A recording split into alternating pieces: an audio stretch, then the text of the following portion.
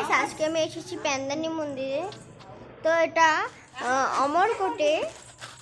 অমরকোটে কোন জায়গা? অমরকোট কোন জায়গা? অমরকোটে এখানটা রয়েছে।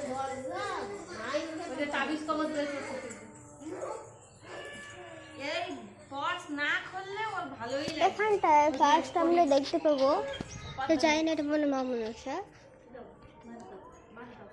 এখানটা একটা দরজা রয়েছে। ওখানটা একটা শিব মন্দির, এখানটা কি মন্দির জানি করা। এখানটা তারপর একটা সরস্বতী ঠাকুর রয়েছে, সরস্বতী বিদ্যাবতী। এখানটায় মাতা লক্ষ্মী রয়েছে।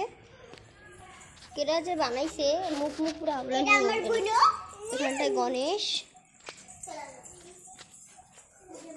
আমরা না ওর টাইমে চলে এসেছি, মন্দির বন্ধ হয়ে গিয়েছে। এখানটা একটা কি ঠাকুর রয়েছে, এটা কি মানে চলো এবারে ভিতর দিয়ে দেখা যাক।